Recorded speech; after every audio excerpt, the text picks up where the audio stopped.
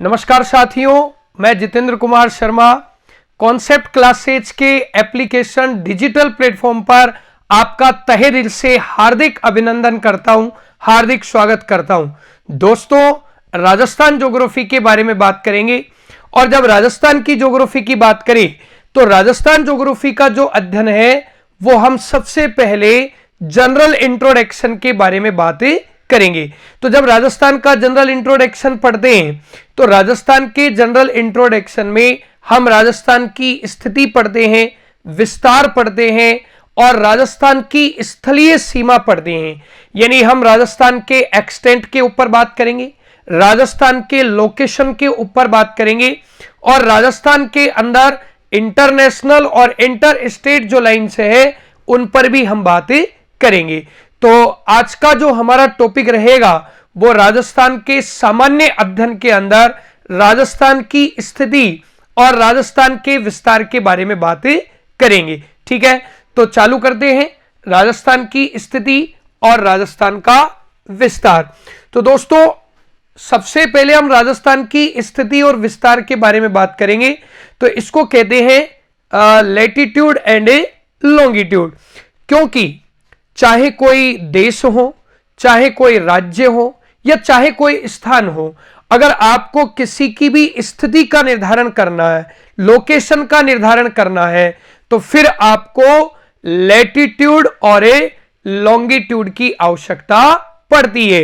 यानी अक्षांश और देशांतरों के ऊपर हम स्थिति का अध्ययन करते हैं। अब दोस्तों, बात इस बात की है कि साहब ये लैटिट्यूड और लॉन्गिट्यूड जो है, ये अक्षांश और देशांतर जो है, इनकी आवश्यकता क्यों पड़ी, क्या उपयोग इनका होता है। तो ग्रीक के विद्वान थे और उस ग्रीक के विद्वान का नाम था हेरोडोटस, और हेरोडोटस ने बताया कि अगर वर्ल्ड के किसी भी स्थान की स्थिति का निर्धारण करना है तो आपको स्थिति का निर्धारण अक्षांश और देशांतरों के माध्यम से किया जाएगा। अगर जलवायु का निर्धारण करना है, ठीक है ना, क्योंकि पृथ्वी का क्षेत्रफल 51 करोड़ वर्ग किलोमीटर है, तो इतने बड़े वर्ग किलोमीटर क्षेत्रफल में आप अध्ययन करना संभव नहीं हो पाएगा।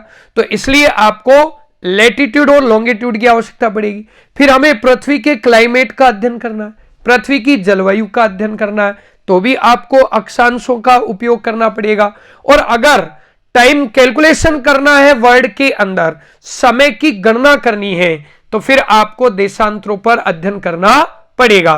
तो आज का जो हमारा मुख्य बिंदु रहेगा वो राजस्थान का अक्षांश एवं देशांतरीय विस्तार रहेगा। तो आइए एक बार इतिहास देखते हैं कि ये अक्षांश और देशांतरों का इतिहास क्या है। तो यहां हम इसको कहेंगे लैटिट्यूड एंड लॉन्गिट्यूड। तो ये लैटिट्यूड और लॉन्गिट्यूड के बारे में हम बात इसमें करेंगे। यानी बिंदु हमारा हो गया राजस्थान का अक्षांश एवं देशांतरीय विस्तार। ये लैटिट्यूड और लॉन्गिट्यूड जो आप पढ़ोगे, ये लैटिट्यूड और लॉन्गिट्यूड राजस्थान के लैटिट्यूड और लॉन्गिट्यूड के बारे में बातें करनी है। तो सबसे पहले तो पहला जो बिंदु रहेगा वो बिंदु रहेगा हमारा अक्षांश और देशांतरों का इतिहास। अक्षांश व देशांतरों का इतिहास। तो इतिहास की बात करेंगे, इसमें हिस्ट्री क्या रही है अक्षांश और देशांतरों की। तो जब अक्षांश देशांतरों के इतिहास की बात करें तो इनका जो जनक है, इनका जनक कहा जाता है किसको? हेरोडोटस को। किसको कहा जाता है? हेरोडोटस को कहा जाता है। एक ग्रीक इतिहासकार थे ये और ग्रीक विद्वान के रूप में इनको जाना जाता है। ठीक है, यूनान के रहने वाले थे। ठीक है, और इन विद्वान को की हम बात करें तो इनको फादर ऑफ हिस्ट्री भी कहते हैं, इतिहास का पिता भी इन्हीं को कहा जाता है। सबसे पहले सर्वप्रथम अक्षांश और देशांतरों की जानकारी बताने वाले जो पहले विद्वान थे वो हेरोडोटस थे। तो हेरोडोटस ने ही अक्षांश और देशांतरों की जानकारी दी है। इन्होंने बताया है कि साहब ये जो अक्षांश है इनके उपयोग क्या क्या है। तो जब अक्षांश के उपयोग की बात करेंगे तो अक्षांश का मोस्टली उपयोग होगा स्थिति का निर्धारण। किसका निर्धारण होगा? स्थिति का निर्धारण होगा। तो स्थिति का निर्धारण किया जाता है इसके ऊपर, ठीक है। और अक्षांश का दूसरा जो उपयोग है, अब अक्षांश का दूसरा उपयोग क्या होगा? तो अक्षांश का दूसरा उपयोग होगा जलवायु का निर्धारण। ये जलवायु निर्धारण के रूप में काम में आती है, ठीक है। तो जब आप राजस्थान की स्थिति पढ़ोगे, राजस्थान की लोकेशन के बारे में बात करोगे, तो सबसे पहले आपको राजस्थान में लैटिट्यूड देखना पड़ेगा, अक्षांश देखना पड़ेगा, ठीक है। तो यहां से इस बात को आप विशेष ध्यान रखोगे। अब मैं बात करूं साहब ये देशांतरों का उपयोग क्या है। तो देशांतरों का जो उपयोग बताया इन्होंने, वो देशांतरों का उपयोग एक चीज के लिए बताया, और वो उपयोग बताया था इन्होंने समय की गणना। किसके लिए बताया था? समय की गणना।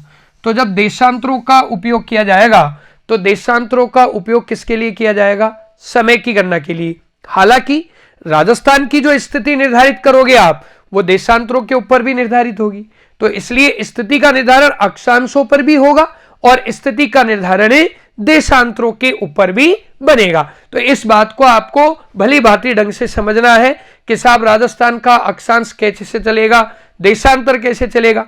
तो यहां आपको तीन बात बिल्कुल क्लियर हो चुकी है, और वो जो तीन बात है, वो तीन बात हमारी ये थी कि साहब एक तो अक्षांशों का जो उपयोग होगा वो स्थिति के निर्धारण में होगा, एक अक्षांशों का जो उपयोग होगा वो जलवायु के निर्धारण में होगा, और देशांतरों का जो उपयोग होगा, देशांतरों का उपयोग किसमें होगा? समय की गणना में होगा, टाइम कैलकुलेशन के अंदर होगा।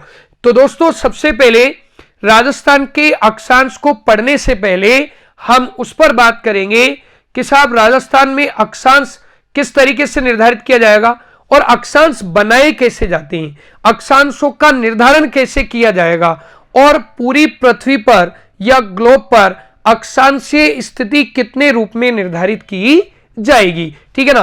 और ग्लोब के ऊपर कौन कौन से अक्षांश होते हैं, ठीक है, उसके बारे में हमको इसमें चर्चा करनी है। तो एक बार हम इसमें बात कर दें कि साहब अक्षांश किस तरीके से बनेंगे, ये हमको इसमें देखना है, ठीक है। तो यहां पहला जो है अक्षांश निर्माण, हमारा जो बिंदु होगा उस बिंदु का नाम क्या होगा? अक्षांश निर्माण। और जब अक्षांश निर्माण की बात करेंगे तो देखो अक्षांशों का निर्माण कैसे किया जाएगा या अक्षांश कैसे बनाए जाएंगे। तो अक्षांश और देशांतर दोनों ही कौन सी रेखाएं हैं? काल्पनिक रेखाएं हैं। याद रहे कि अक्षांश और देशांतर ग्लोब पर दोनों ही काल्पनिक रेखाएं हैं और इनका काल्पनिक रूप में ही निर्धारण किया गया है। तो देखो अक्षांश कैसे बनाएंगे, तो ये पृथ्वी की एक स्थिति बना दी हमने, गोले के रूप में दिखाई दे रहा है, और ये केंद्र बिंदु है इसका। तो ये पृथ्वी का केंद्र हो गया, और इस पृथ्वी के केंद्र से एक काल्पनिक रेखा खींची, और इस काल्पनिक रेखा का नाम हो गया 0 डिग्री अक्षांश। क्या नाम रखा इसका? 0 डिग्री अक्षांश। और ये जो 0 डिग्री अक्षांश है, इस 0 डिग्री अक्षांश को किस नाम से जाना जाता है? ठीक है ना, इक्वेटर के नाम से इसको जाना जाता है। तो इसको हम इक्वेटर कहेंगे, और इक्वेटर का अर्थ होता है भूमध्य रेखा। कौन सी रेखा होगी ये? भूमध्य। तो आप इसको या तो भूमध्य कह दो, या फिर आप इसको कौन सी रेखा कह सकते हो? विषुवत रेखा आप इसको मानते हो, ठीक है ना। तो ये ध्यान रहे कि पृथ्वी के मध्य से गुजरने वाला जो अक्षांश है वो काल्पनिक अक्षांश कौन सा है? 0 डिग्री। फिर बता रहा हूं, पुनः बता रहा हूं कि अक्षांश और देशांतर दोनों ही रेखाएं काल्पनिक रेखाएं होती है, दोनों ही काल्पनिक रेखाएं हैं, ठीक है। ये प्रकृति के द्वारा निर्धारित नहीं है, पूरा ग्लोब ही मानव के द्वारा निर्मित है, जो पृथ्वी की वास्तविक स्थिति को बताता है। और इसके जो निर्माता थे ग्लोब के, वो डेविड बेहम थे। जबकि अक्षांश देशांतरों की जो जानकारी बताई, वो अक्षांश देशांतरों की जानकारी किसने बताई? हेरोडोटस ने बताई थी, ठीक है। तो पृथ्वी के मध्य से गुजरने वाला जो काल्पनिक अक्षांश रहा, वो काल्पनिक अक्षांश कौन सा रहा? 0 डिग्री रहा। और देखो इसके तो नाम से ही स्पष्ट हो रहा है, भूमध्य, पृथ्वी के बीच में, धरती के बीच से गुजरने वाला अक्षांश। अब आप देख रहे हो कि इस 0 डिग्री अक्षांश ने हमारी पृथ्वी को कितने बराबर भागों में बांट दिया? तो इसने पृथ्वी को 2 बराबर भागों के अंदर बांट दिया। तो 0 डिग्री से ऊपर का जो भाग होगा, इस 0 डिग्री से ऊपर के भाग को कहा जाता है उत्तरी अक्षांश। क्या कहा जाता है इसको? उत्तरी अक्षांश, अर्थात इसको कहा जाएगा नॉर्थ लैटिट्यूड। क्या कहा जाएगा? नॉर्थ लैटिट्यूड कहा जाएगा। और इसका जो लास्ट विस्तार है वो कितने डिग्री तक होगा? 90 डिग्री तक होगा। कितने डिग्री तक होगा? 90 डिग्री तक होगा। अब आपके दिमाग में क्वेश्चन उठ रहा होगा कि साहब ये 90 डिग्री तक ही क्यों है? चूंकि उसका एक रीजन है कि जो सूर्य की किरणें हैं, वो सूर्य की किरणें पृथ्वी के धरातल पर लास्ट 90 डिग्री तक ही कैलकुलेट की जा सकती है, फिर उसके बाद में सूर्य किरणों का अध्ययन नहीं किया जाएगा। इसीलिए पृथ्वी का 90 डिग्री जो विस्तार होगा वो नॉर्थ में होगा और 90 डिग्री किस में होगा? साउथ के अंदर होगा। तो पृथ्वी का दक्षिणी जो विस्तार होगा वो 90 डिग्री दक्षिणी अक्षांश में होगा। तो इसको हम कहेंगे दक्षिणी अक्षांश, ठीक है ना? 90 डिग्री दक्षिणी अक्षांश। और ये 90 डिग्री जो होगा इसको हम कह देंगे साउथ लैटिट्यूड। किस नाम से जानेंगे अपन इसको? साउथ लैटिट्यूड के नाम से अपन इसको जानेंगे। तो यहां से इसके अंदर ये चीज जो थी ये आपके समझने में आ गई होगी कि पृथ्वी पर भूमध्य रेखा को आधार मानते हुए हम पृथ्वी पर अक्षांशीय स्थिति कितने रूप में निर्धारित करते हैं? 2 रूपों के अंदर निर्धारित करते हैं, 90 डिग्री उत्तरी अक्षांश और 90 डिग्री दक्षिणी अक्षांश। ठीक है, तो अब यहां से आपको इस बात पे ध्यान रखना है कि जब भी किसी स्थान की अक्षांशीय स्थिति का निर्धारण किया जाएगा तो फिर वहां की अक्षांशीय स्थिति या तो 90 डिग्री नॉर्थ में होगी और या फिर 90 डिग्री साउथ के अंदर होगी। यानी 90 डिग्री उत्तरी अक्षांश और 90 डिग्री दक्षिणी अक्षांश लास्ट अंतिम बिंदु अक्षांशीय स्थिति के रूप में होंगी। अब जो भाग 0 डिग्री से ऊपर की ओर होगा उसका विस्तार उत्तरी अक्षांश में होगा और जो भाग 0 डिग्री से नीचे की ओर होगा उसका विस्तार किस में हो जाएगा? दक्षिणी अक्षांश में। और पृथ्वी के किसी भी स्थान की बात करें तो या तो वो उत्तरी अक्षांशीय स्थिति में हो सकता है या दक्षिणी अक्षांशीय स्थिति में हो सकता है या फिर दक्षिणी अक्षांश से उत्तरी अक्षांश हो सकता है या उत्तरी अक्षांश से दक्षिणी अक्षांश में हो सकता है। तो या तो अक्षांशीय स्थिति उत्तरी अक्षांश में हो या फिर किस में होगी? दक्षिणी अक्षांश में। अब देखो अक्षांशों का निर्माण कैसे किया जाएगा, अक्षांश बनाए कैसे जाते हैं। तो ये पृथ्वी की परिधि है, इसको हम क्या कहेंगे? पृथ्वी की परिधि, सरकमफ्रेंस। क्या कहते हैं इसको? सरकमफ्रेंस कहते हैं। तो जब ये पृथ्वी की परिधि है और इस परिधि के ऊपर इस केंद्र से मैंने कोई कोणात्मक दूरी ले ली, जैसे सपोज करिए कि ये 30 डिग्री नॉर्थ की कोणात्मक दूरी है और इस 30 डिग्री नॉर्थ की इस कोणात्मक दूरी को मैंने पृथ्वी के केंद्र से क्या कर दिया? मिला दिया। अर्थात सादा और सरल सिंपल रूप में अगर बात करें तो यहां इस 0 डिग्री से पृथ्वी की परिधि पर मैंने कितने डिग्री का कोण बना दिया? 30 डिग्री का कोण बना दिया।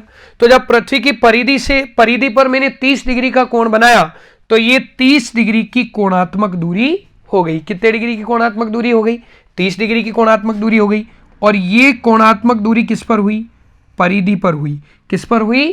परिधि के ऊपर हुई। तो ये परिधि के ऊपर कोणात्मक दूरी हो गई, ये परिधि पर कोणात्मक दूरी यहां इसके अंदर बन गई है। बस याद रहे कि भूमध्य रेखा से पृथ्वी की परिधि पर जो कोणात्मक दूरी होती है इस कोणात्मक दूरी को ही क्या कहते हैं? अक्षांश कहते हैं। यानी अक्षांश एक कोणात्मक दूरी होगी, एक एंगल डिस्टेंस होगा जिसका आधार 0 डिग्री होगी। तो याद रहे भूमध्य रेखा से परिधि पर कोणात्मक दूरी क्या हो जाएगी? अक्षांश।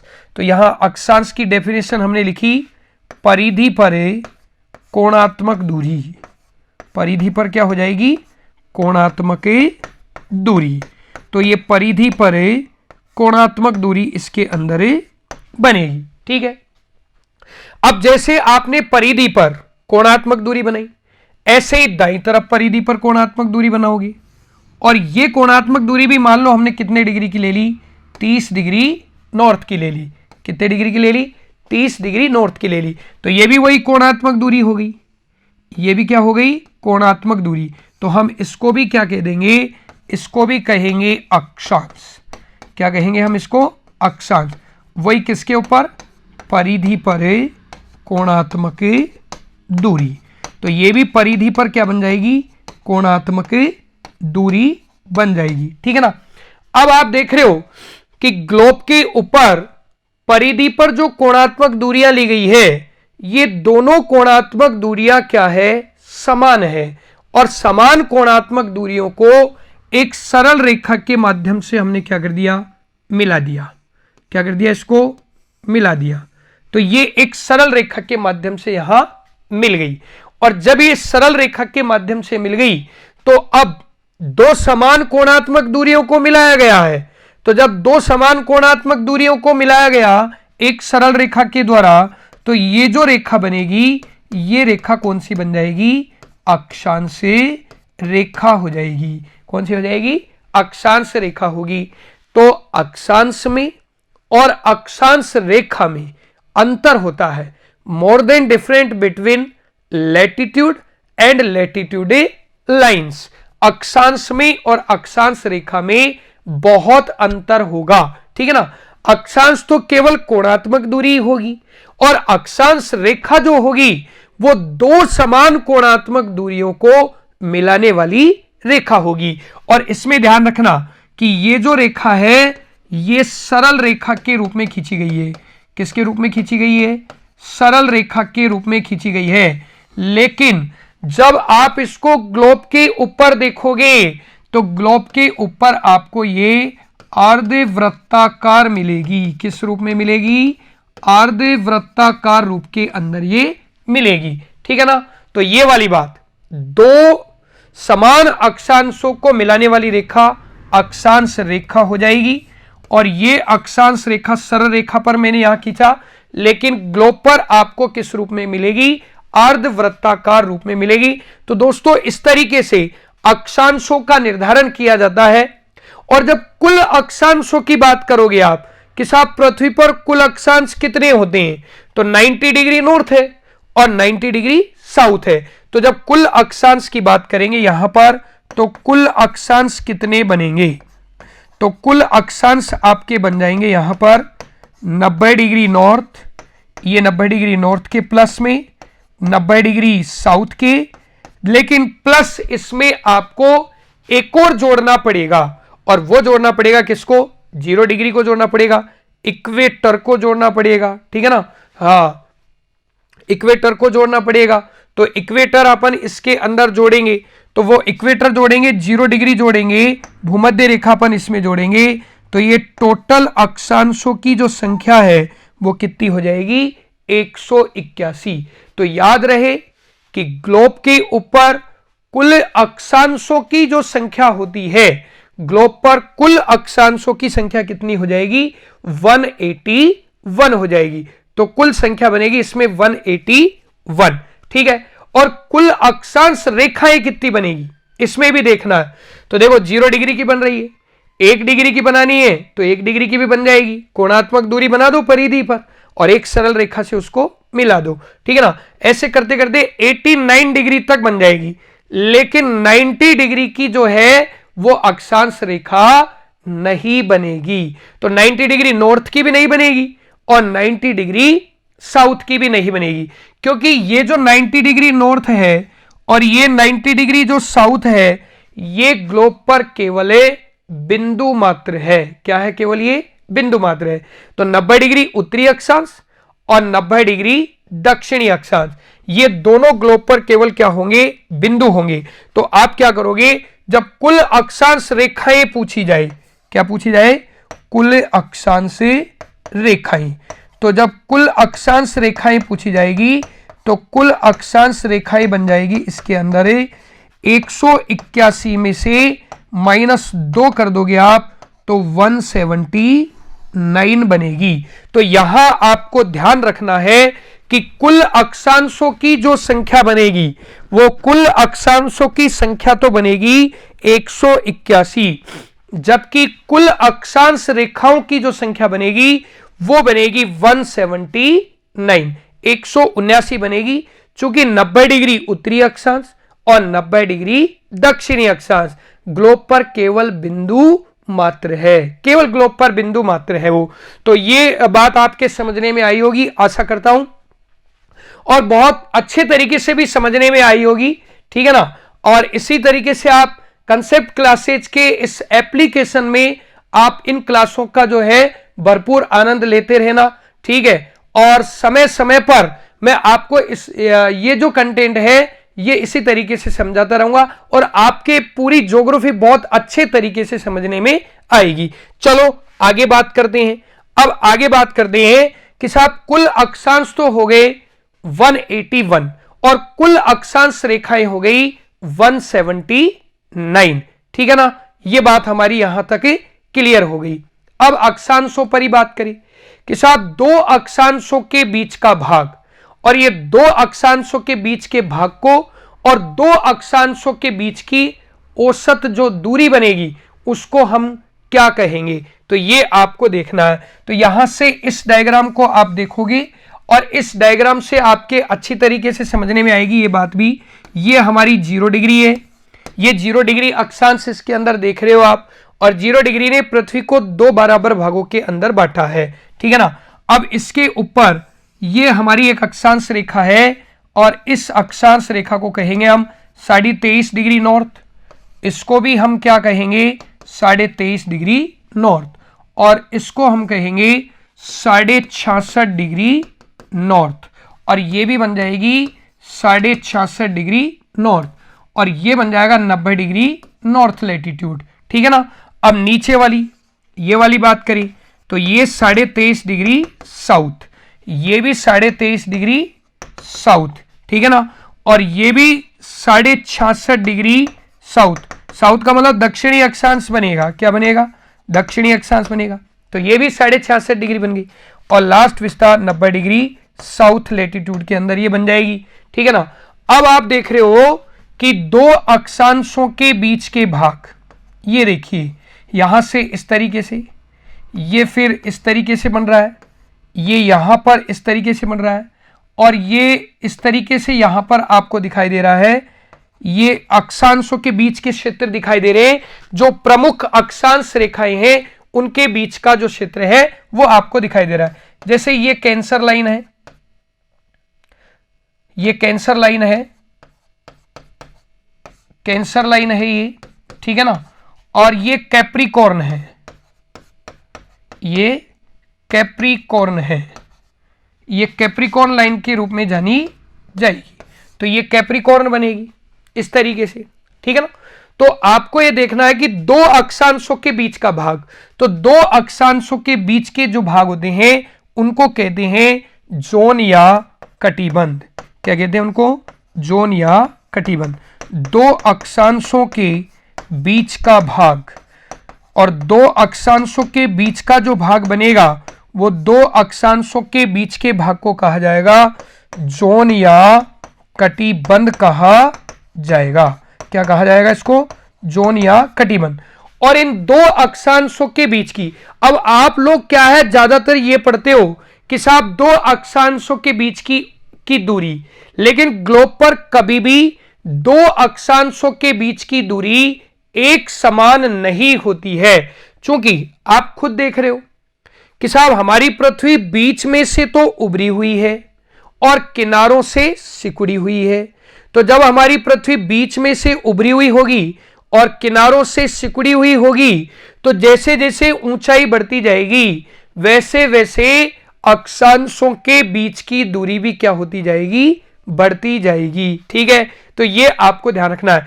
लेकिन अक्षांशों की लंबाई लगातार क्या होती जाएगी, कम होती जा रही है। देखो ये भी सबसे बड़ा अक्षांश 0 डिग्री, फिर 23.5 की लंबाई कम हो गई, फिर 66.5 की लंबाई कम हो गई, फिर 23.5 की कम हुई इधर से, फिर नीचे 66.5 की कम हुई, ठीक है ना। ध्रुव पर जाकर के तो वो क्या हो जाएगी, शून्य हो जाएगी। तो इसका मतलब क्या हुआ कि ऊंचाई बढ़ने के साथ साथ अक्षांशों की जो लंबाई है वो क्या होती जाती है, कम, लेकिन उनके बीच की दूरी क्या होती जाएगी, बढ़ती जाएगी। तो जब उनके बीच की दूरी बढ़ती जाएगी तो वो बीच की दूरी क्या होगी, तो उसको एवरेज डिस्टेंस कहते हैं, average distance between two latitude lines, अर्थात दो अक्षांशों के बीच की औसत दूरी। तो दो अक्षांशों के बीच की औसत दूरी कितनी बनेगी, तो इसके लिए हम क्या करते हैं, तो इसके लिए हम पृथ्वी की ध्रुवीय परिधि देखते हैं, और पृथ्वी की जो ध्रुवीय परिधि है, पृथ्वी की ध्रुवीय परिधि की लंबाई कितनी बनेगी, तो पृथ्वी की ध्रुवीय परिधि की लंबाई बनेगी 40,008 किलोमीटर। कितने किलोमीटर बनेगी, 40,008 किलोमीटर। और वृत्त के संपूर्ण कोणों का योग कितना होता है, 360।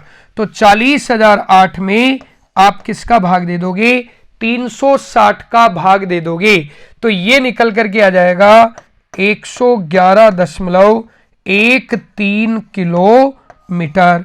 तो आप कहते हो कि साहब दो अक्षांशों के बीच की दूरी 111 किलोमीटर होती है, तो वो दो अक्षांशों के बीच की दूरी नहीं होती है, वो दो अक्षांशों के बीच की औसत दूरी होती है, जिसको हम लगभग कितना मान सकते हैं, 111 किलोमीटर मान सकते हैं। वैसे उसका जो राइट डाटा होगा वो 111.13 किलोमीटर इसके अंदर बनेगा। तो दोस्तों ये बात आपके समझने में आई होगी।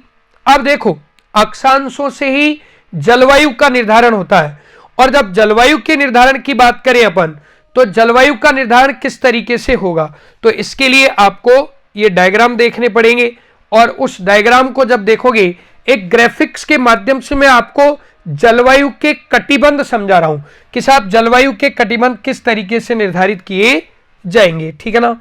तो ये देखना है अपने को कि साहब जलवायु के जो कटिबंध है वो जलवायु के कटिबंध किस तरीके से बनेंगे, ठीक है ना।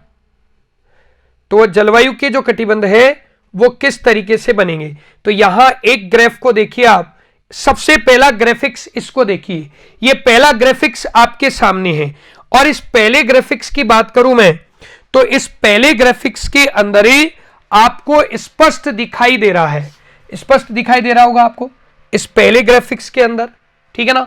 और इस पहले ग्राफिक्स के अंदर ही आपको स्पष्ट दिखाई दे रहा है कि ये जो पहला ग्राफिक्स है, ये पहला ग्राफिक्स से इस तरीके से बनेगा अपना, ये पहला ग्राफिक्स आपका इस तरीके से बनेगा। ये तो 0 डिग्री होगी, तो 0 डिग्री को हमने क्या कहा, इक्वेटर कहा, क्या कहा हमने इसको, इक्वेटर कहा। और ये 0 डिग्री इक्वेटर जो है ये बन जाएगी भूमध्य रेखा। कौन सी रेखा बनेगी, भूमध्य रेखा इसके अंदर बनेगी। फिर उसके बाद ये 23.5 डिग्री नॉर्थ है, और इस 23.5 डिग्री नॉर्थ को अपन कहते हैं ट्रॉपिक ऑफ कैंसर कहते हैं, और 23.5 डिग्री जो साउथ है इसको हम कहते हैं ट्रॉपिक ऑफ कैप्रिकॉर्न कहते हैं। 66.5 डिग्री जो नॉर्थ है इसको हम आर्कटिक सर्कल कहते हैं। क्या कहते हैं इसको, आर्कटिक, चूंकि ये रेखा आर्कटिक महासागर से गुजरती है इसलिए इसको आर्कटिक रेखा के नाम से जानते हैं, ठीक है। और 66.5 दक्षिण वाली जो है उसको कहते हैं अंटार्कटिक सर्किल, चूंकि ये अंटार्कटिका महाद्वीप से होकर के गुजरती है। और यहां पर पृथ्वी का ये नॉर्थ पोल आ गया, और ये पृथ्वी का साउथ पोल इसके अंदर बन चुका है। तो ये बात आपके इसमें समझने में आई होगी। अब इसके साथ साथ आप एक और जो ग्राफिक्स है उसको देखना, और वो ग्राफिक्स आपका कौन सा होगा, ये ग्राफिक्स देखिए, बहुत ही जानदार, शानदार और धुआंधार ग्राफिक्स है, बहुत गजब का ग्राफिक्स है। और इसमें आपके जलवायु कटिबंध बने हुए हैं। क्या बने हुए, इसमें जलवायु कटिबंध बने हुए, क्योंकि मैं आपको पहले ही बता चुका हूं कि अक्षांशों से जलवायु का निर्धारण किया जाता है, और दो अक्षांशों के बीच का भाग जोन या कटिबंध कहलाता है, यह ध्यान रखना था। तो जब दो अक्षांशों के बीच के भाग को जोन या कटिबंध कहेंगे तो इसमें कौन कौन सा कटिबंध अपना बनेगा, तो जब इसमें कौन कौन से कटिबंध की बात करेंगे हम, तो कटिबंधों की जब बात करें तो सबसे पहला आप देख रहे हो कि ये 0 डिग्री है, और ये 23.5 डिग्री नॉर्थ है और ये 23.5 डिग्री साउथ है। तो इसमें कौन सा कटिबंध अपना बनेगा? तो इसमें कटिबंध देखना है अपने को, और जब कटिबंध को देखें अपन इसमें, तो कटिबंध के बारे में अपन इसमें बात करेंगे कि किस तरीके का कटिबंध इसमें बनेगा, इसको आपको देखना है। ठीक है, तो ये कटिबंध अपन देखेंगे इसमें आसानी से, बहुत आसानी से इसको समझ लेंगे, कोई दिक्कत नहीं आएगी हमको बिल्कुल भी इसके अंदर। तो जैसे ये है 0 डिग्री, कितने डिग्री है ये? 0 डिग्री है। कितने डिग्री है ये? 0 डिग्री है। ठीक है ना, तो ये 0 डिग्री हो गई, और ये 0 डिग्री के रूप में इक्वेटर हो गई, अर्थात कौन सी रेखा हो गई? भूमध्य रेखा हो गई। कौन सी हो गई? भूमध्य या विषुवत रेखा हो गई है। ठीक है, और ये 23.5 हो गई, और 23.5 को हम कौन सी रेखा कहेंगे? कर्क रेखा कहेंगे।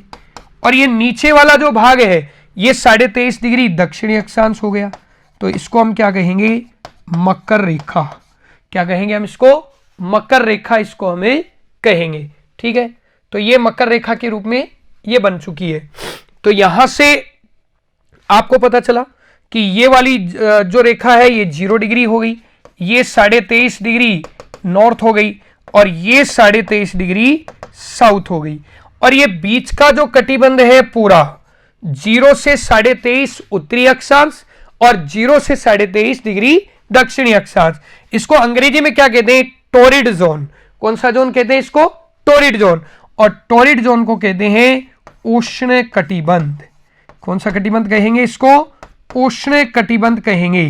तो याद रखना कि जो भाग या जो स्थान पृथ्वी का 0 से 23.5 डिग्री उत्तरी अक्षांश और 0 से 23.5 डिग्री दक्षिणी अक्षांश के बीच में होगा, वो आपके कौन से कटिबंध में निर्धारित कर दिया जाएगा? उष्ण कटिबंध के अंदर निर्धारित कर दिया जाएगा।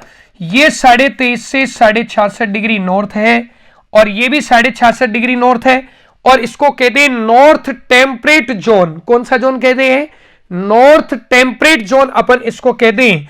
तो उष्ण के बाद दूसरा जो कटिबंध बनेगा, इस कटिबंध को कहा जाएगा उपोष्ण कटिबंध। हिंदी में इसको उपोष्ण कटिबंध कहते हैं, और अंग्रेजी में इसको नॉर्थ टेम्परेट जोन के नाम से जाना जाता है। अब 23.5 से 66.5 ये दक्षिण में बनेगा नीचे, और इसको कहते हैं साउथ टेम्परेट जोन। क्या कहते हैं इसको? साउथ टेम्परेट, यानी उपोष्ण कटिबंध इसको कहेंगे। लेकिन ये जो उपोष्ण कटिबंध है, ये उपोष्ण कटिबंध कौन सा बनेगा? दक्षिणी उपोष्ण बनेगा, और ये बनेगा उत्तरी उपोष्ण, और इसको एक नाम से जाना जाएगा, जो इसका मुख्य नाम होगा शीतोष्ण कटिबंध। कौन सा कटिबंध होगा ये? शीतोष्ण कटिबंध के रूप में ये बनेगा। तो आप इसको आराम से देखोगे, ये आप इसको कह सकते हो। ठीक है ना, ये इसके अंदर अपना बन गया। तो ये जो कटिबंध बना अपना, इसको हम कहेंगे शीतोष्ण कटिबंध। कौन सा कटिबंध कहेंगे? शीतोष्ण कटिबंध कहेंगे। और नीचे वाला जो भाग है इसको भी हम शीतोष्ण कहेंगे, और ये शीतोष्ण जो कटिबंध है, ये शीतोष्ण कटिबंध दक्षिणी अक्षांश में होगा। ये उत्तर में होगा, और ये किस में होगा? दक्षिण में। और 66.5 से 90 डिग्री, देखो इस पे लिखा हुआ है फ्रिज्ड जोन। कौन सा लिखा हुआ है? फ्रिज्ड जोन लिखा हुआ है। और फ्रिज्ड जोन को कहते हैं शीत कटिबंध। कौन सा कटिबंध कहते हैं इसको? शीत कटिबंध कहते हैं। तो ये शीत कटिबंध अपना इसमें बनेगा, और इसको भी हम नीचे से 90 डिग्री तक होगा, ये नॉर्थ पोल तक होगा, तो ये साउथ पोल तक होगा, और इसको हम कह देंगे शीत कटिबंध। तो दोस्तों, इससे आपको ये पता चला होगा कि साहब पृथ्वी के ऊपर कितने जलवायु कटिबंधों का निर्धारण किया जाता है। तो पृथ्वी पर 3 जलवायु कटिबंधों का निर्धारण किया जाता है, जिसमें टॉरिड जोन हो गया, ठीक है, टेम्परेट जोन हो गया, और फ्रिज्ड जोन उसके अंदर हो गया। अगर हम टॉरिड जोन की बात करें, उष्ण कटिबंध की बात करें, तो उष्ण कटिबंध 0 से 23.5 डिग्री नॉर्थ और 0 से 23.5 डिग्री साउथ, अर्थात जो स्थान पृथ्वी का 0 से 23.5 डिग्री उत्तरी अक्षांश के बीच और 0 से 23.5 डिग्री दक्षिणी अक्षांश के बीच में होगा, उसका विस्तार कौन से कटिबंध में आ जाएगा? उष्ण कटिबंध के अंदर आ जाएगा। और जो 23.5 से 66.5 उत्तर में और 23.5 से 66.5 दक्षिण के बीच में होगा, उसको टेम्परेट जोन कहेंगे। तो वो शीतोष्ण कटिबंध या उपोष्ण कटिबंध होगा। और जब आप राजस्थान को देखोगे तो हमारा राजस्थान 23 डिग्री 03 मिनट से चालू होता है और 30 डिग्री 12 मिनट उत्तरी अक्षांश पर खत्म होता है। इसका मतलब राजस्थान में कौन से कटिबंध का विस्तार बनेगा? उपोष्ण या शीतोष्ण कटिबंध का विस्तार बनेगा। तो राजस्थान को आप नॉर्थ टेम्परेट जोन के अंदर रखोगे। और अगर 66.5 से 90 डिग्री तक पृथ्वी का कोई भाग उत्तर में होगा और कोई भाग दक्षिण में होगा तो वो कहलाएगा आपका फ्रिज्ड जोन अर्थात शीत कटिबंध। तो दोस्तों इस तरीके से जलवायु कटिबंधों का क्या होता है? निर्धारण होता है। और आप इस ग्राफिक्स के माध्यम से इसको बड़े अच्छी तरीके से समझ गए होंगे। ठीक है, तो अब देखते हैं कि साहब राजस्थान का अक्षांशीय विस्तार किस तरीके से बनेगा। ठीक है ना। और जब राजस्थान के अक्षांशीय विस्तार की बात करोगे आप, तो राजस्थान के अक्षांशीय विस्तार के अंतर्गत हम बात करेंगे इसमें राजस्थान के इस मैप से देखेंगे हम। और जब राजस्थान के इस मैप से देखेंगे तो पूरी जो पिक्चर है वो पूरी पिक्चर हमारी क्लियर हो जाएगी। राजस्थान आउटलाइन आपको दिखाई दे रही है, राजस्थान का मानचित्र आपको दिखाई दे रहा है, बड़ा जगमगाहट करती ये ग्राफिक्स आपको दिखाई दे रही है राजस्थान की। राजस्थान के 33 जिले आपको इसके अंदर दिखाई दे रहे हैं। तो देखते हैं कि राजस्थान का अक्षांशीय विस्तार किस तरीके से चालू होगा, कहां से चालू होगा और कहां पर जाकर के समाप्त हो जाएगा, और राजस्थान में कौन से जलवायु कटिबंध का भाग होगा, ये हमें इसमें देखना है। तो यहां से अगर मैं बात करूं तो ये जो नीचे वाली जो अक्षांश रेखा है, ये नीचे वाली अक्षांश रेखा 0 डिग्री है। कौन सी है? 0 डिग्री होगी। कौन सी होगी? 0 डिग्री हो जाएगी। ठीक है ना। और जब 0 डिग्री की बात करोगे आप, ये 0 डिग्री के रूप में बनेगी और ये 0 डिग्री जो है ये 0 डिग्री है। ठीक है, तो 0 डिग्री के रूप में बात करें हम, तो 0 डिग्री के रूप में हम बात करेंगे कि राजस्थान का जो विस्तार है वो 0 डिग्री से क्या है? ऊपर है। और राजस्थान यहां से चालू हो गया है, यहां से चालू हुआ और ये कितने डिग्री अक्षांश है? 23 डिग्री 03 मिनट। कितनी है ये? 23 डिग्री 03 मिनट। और ये जो समाप्ति है, ये समाप्ति कितने डिग्री पर होगी राजस्थान की? तो ये हो जाएगी 30 डिग्री 12 मिनट उत्तरी अक्षांश पर। तो राजस्थान कितने डिग्री से चालू हुआ? 23 डिग्री 03 मिनट से। और इसकी समाप्ति कितने डिग्री पर हो गई? 30 डिग्री 12 मिनट के ऊपर इसकी समाप्ति हो गई है। ठीक है ना। तो इसको आप थोड़ा सा इस तरीके से समझोगे, मैं आपको यहां बताऊं इसमें कि आप इस तरीके से समझ सकते हो कि ये जो अक्षांश रेखा है, ये अक्षांश रेखा 0 डिग्री है। कितने डिग्री है? 0 डिग्री। और 0 डिग्री को आप कौन सी रेखा कहोगे? भूमध्य रेखा। कौन सी रेखा कहोगे आप इसको? भूमध्य रेखा कहोगे। और राजस्थान 0 डिग्री से ऊपर की ओर इस तरीके से फैला हुआ है। ये 0 डिग्री से ऊपर की ओर इसका विस्तार बन रहा है और इस तरीके से है। तो राजस्थान का जो मानचित्र है वो 0 डिग्री से किस तरफ हुआ? ऊपर की ओर हुआ। और 0 डिग्री से ऊपर का जो विस्तार है इसको कहते हैं 90 डिग्री उत्तरी अक्षांश। अब राजस्थान कितने डिग्री से चालू होता है? तो राजस्थान 23 डिग्री 03 मिनट से चालू होता है और इसकी जो समाप्ति है, इसकी समाप्ति हो जाती है 30 डिग्री 12 मिनट उत्तरी अक्षांश पर।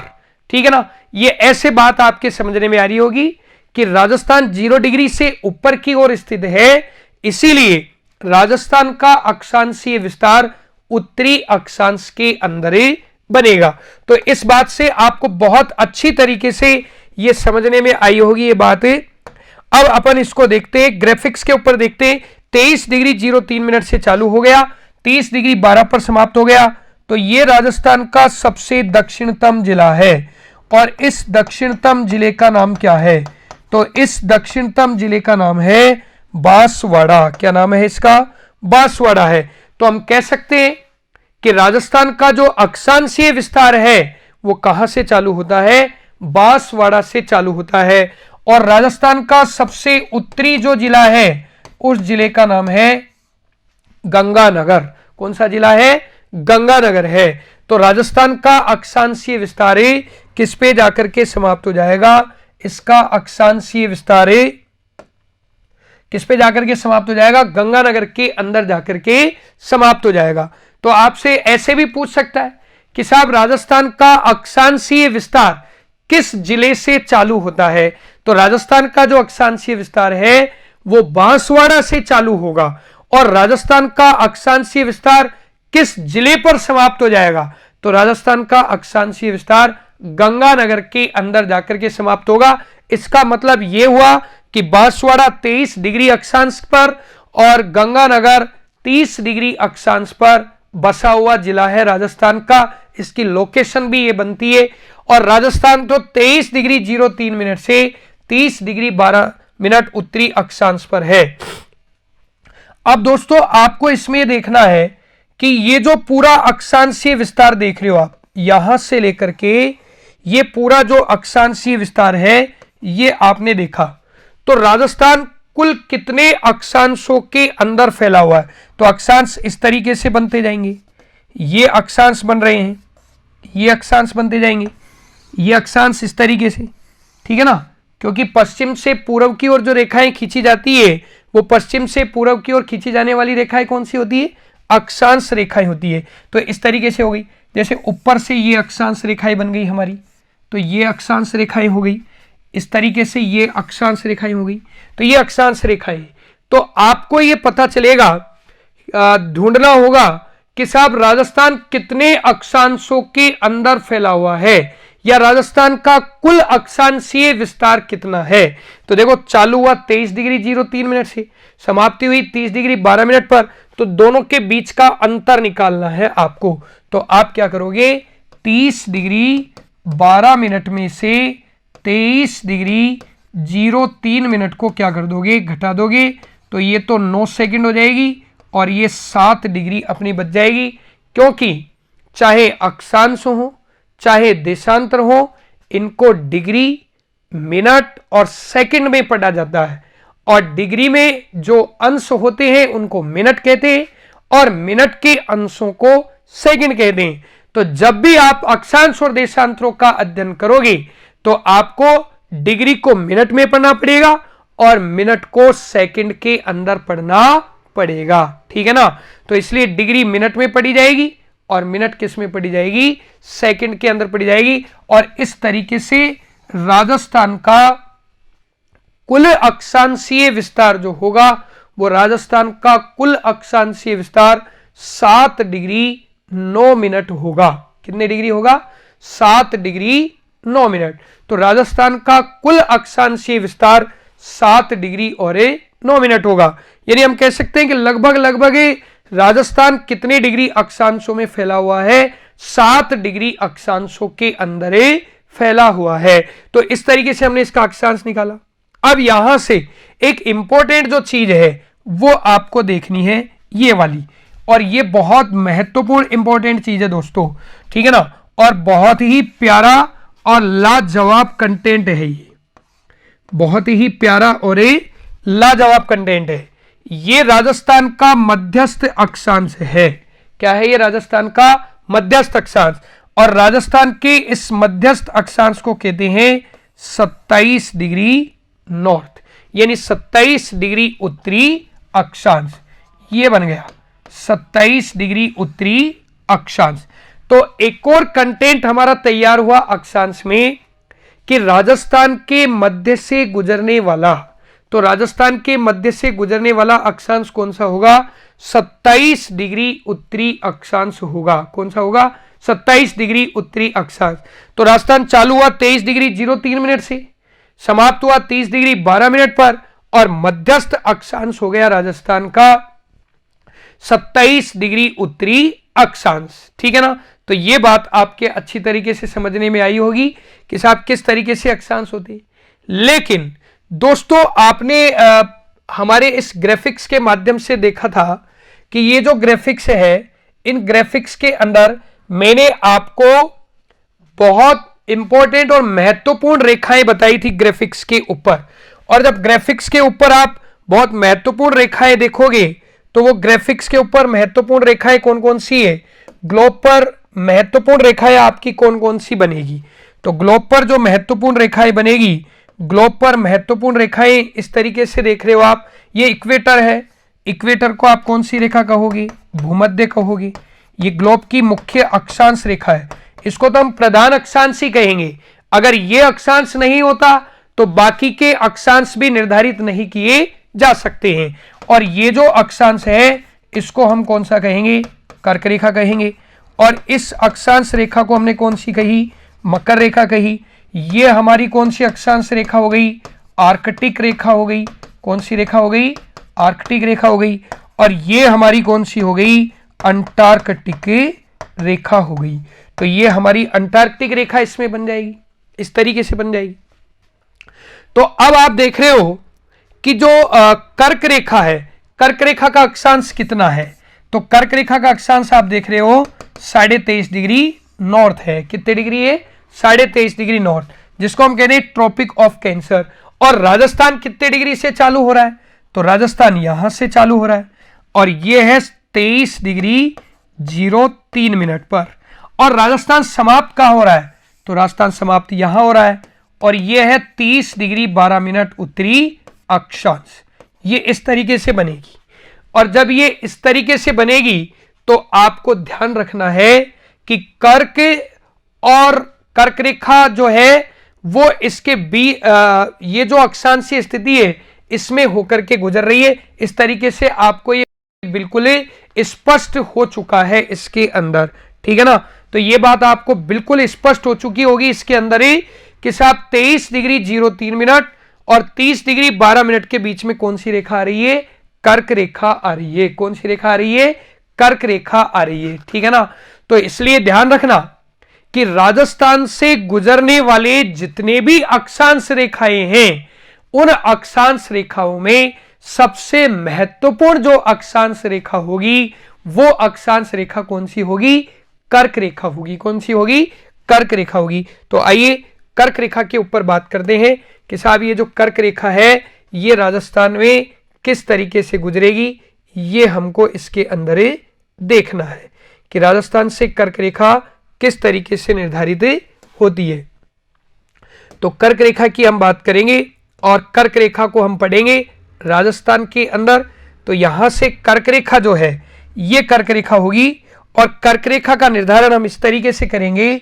ये बांसवाड़ा का मध्य भाग है, बांसवाड़ा का क्या है, ये मध्य भाग है, ठीक है। ये बांसवाड़ा का मध्य भाग हो गया और यहां से ये रेखा इस तरीके से गुजरती है, ये रेखा गुजर रही है और इस रेखा को हम कहेंगे 23.5 डिग्री उत्तरी अक्षांश।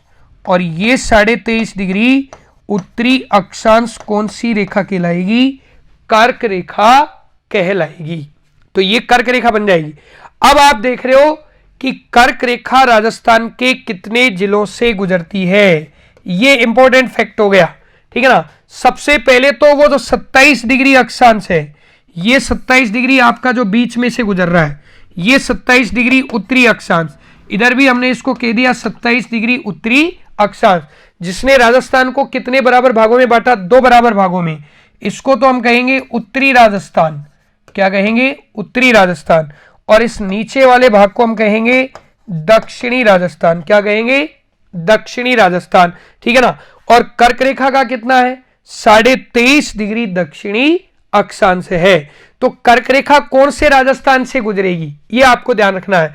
तो कर्क रेखा का निर्धारण किससे होगा, कर्क रेखा का निर्धारण होगा 23.5 डिग्री उत्तरी अक्षांश का दक्षिणी राजस्थान से। कौन से राजस्थान से हो जाएगा, दक्षिणी राजस्थान से होगा। तो एक तो कर्क रेखा कौन से राजस्थान से गुजर जाएगी, दक्षिणी राजस्थान से गुजरेगी। राजस्थान के कितने जिलों से गुजरेगी, तो ये जो जिला है ये जिला बांसवाड़ा है और ये जो जिला है ये जिला कौन सा है, डूंगरपुर है। तो कर्क रेखा कितने जिलों से गुजर गई, 2 जिलों से गुजर गई। एक जिला तो कौन सा हो गया, बांसवाड़ा हो गया और एक जिला कौन सा हो गया, डूंगरपुर हो गया इसमें। तो ये 2 जिले इसके अंदर बनेंगे। देखो बांसवाड़ा के तो बिल्कुल बीचों बीच से गुजर रही है और डूंगरपुर के कहां से गुजर रही है, दक्षिण भाग से गुजर रही है। तो बांसवाड़ा के बीच से गुजरेगी और डूंगरपुर के दक्षिण भाग से ये गुजरेगी, ठीक है ना। अब राजस्थान में कर्क रेखा की लंबाई तो 26 किलोमीटर किसके अंदर है, ये बांसवाड़ा में है। किसमें है, 26 किलोमीटर है बांसवाड़ा में। और 1 किलोमीटर जो है वो 1 किलोमीटर कहां पर है, डूंगरपुर के अंदर है।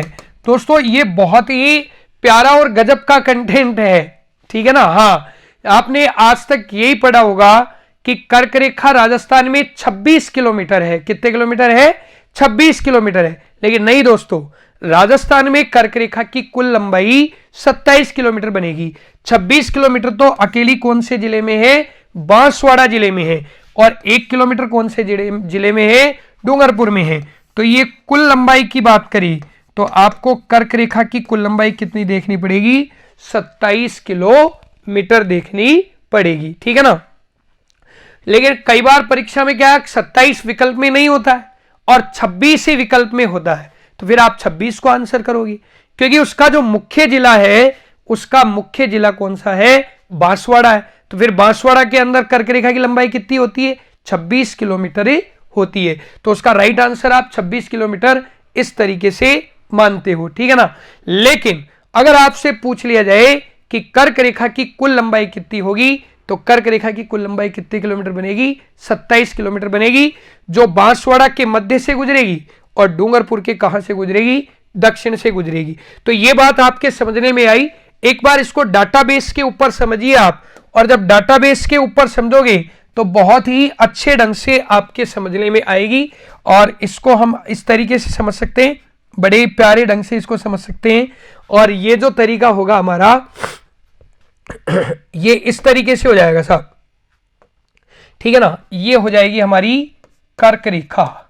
कौन सी रेखा होगी, कर्क रेखा। और कर्क रेखा का अक्षांश होगा 23.5 डिग्री उत्तरी अक्षांश। ये कर्क रेखा हो गई हमारी 23.5 डिग्री उत्तरी अक्षांश। कहां से होकर के गुजरेगी, तो ये गुजरेगी दक्षिणी राजस्थान से। कहां से गुजरेगी, दक्षिणी राजस्थान से।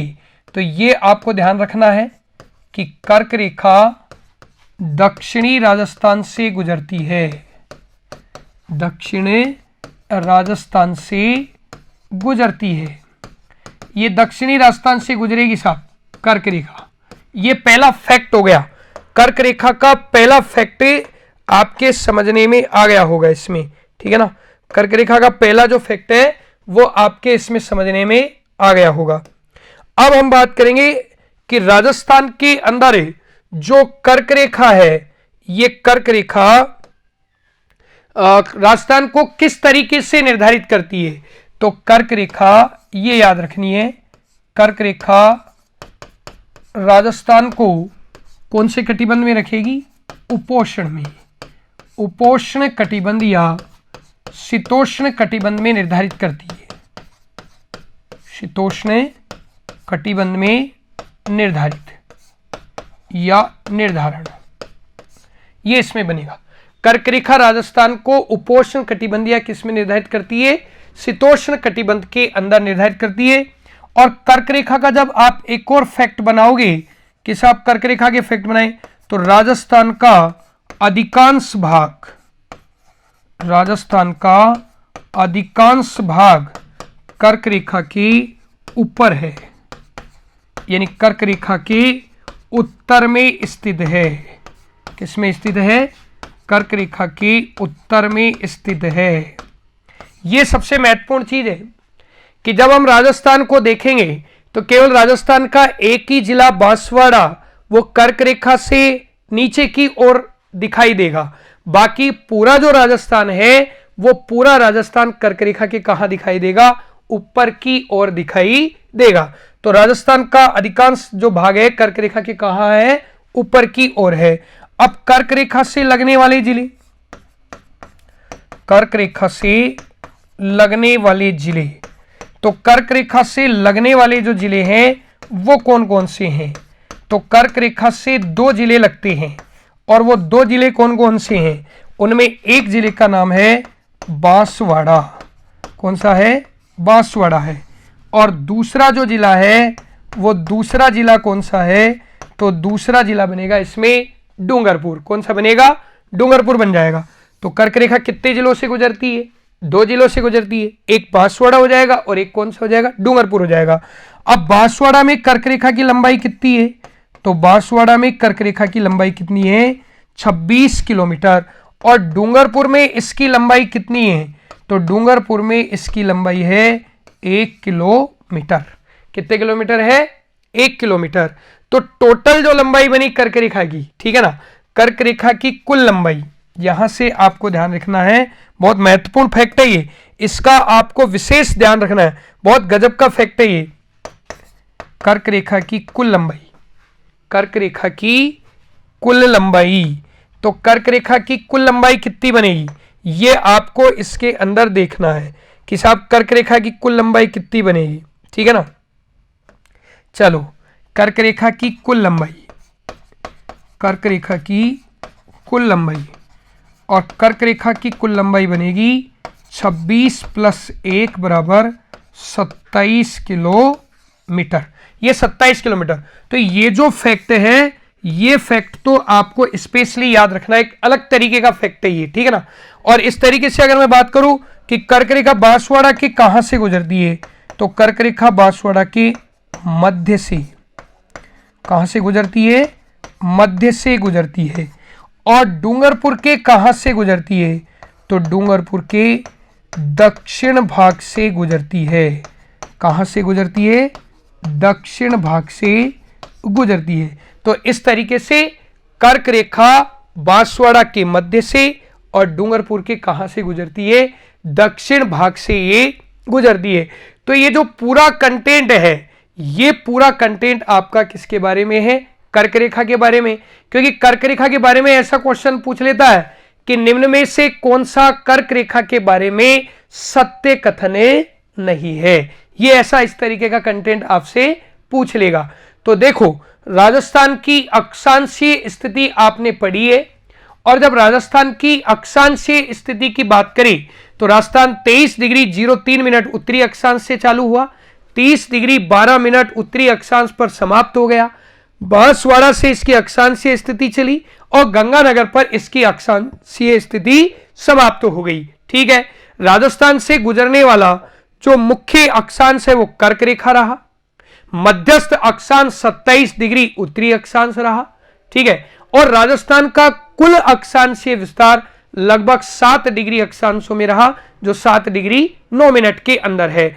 अब जब बात करें कर्क रेखा की, तो कर्क रेखा राजस्थान के दक्षिणी भाग से गुजरती है, और दक्षिणी भाग में कितने जिलों से गुजरती है? 2 जिलों से गुजरती है, बांसवाड़ा और डूंगरपुर से गुजरती है। तो राजस्थान में बांसवाड़ा में कर्क रेखा की लंबाई कितनी है? 26 किलोमीटर है, और डूंगरपुर में कितनी है? 1 किलोमीटर है। तो टोटल लंबाई जो बनेगी वो कितने किलोमीटर बनेगी? 27 किलोमीटर। अब बांसवाड़ा के मध्य का भाग और डूंगरपुर के दक्षिण का भाग, और राजस्थान कर्क रेखा से पूर्ण रूप से कौन से कटिबंध में निर्धारित होता है? उपोष्ण या शीतोष्ण कटिबंध के अंदर निर्धारित होता है। तो ये बात आपके इसमें अच्छे तरीके से समझने में आ गई होगी। और राजस्थान का अधिकांश जो भाग है वो भी कर्क रेखा के कहां स्थित है? ऊपर की ओर स्थित है। तो यहां से आपकी राजस्थान की जो अक्षांशीय स्थिति है ये समाप्त हो चुकी है। अब हम बात करेंगे राजस्थान की देशांतरीय स्थिति। तो देशांतरीय स्थिति के बारे में हमको बातें करनी है।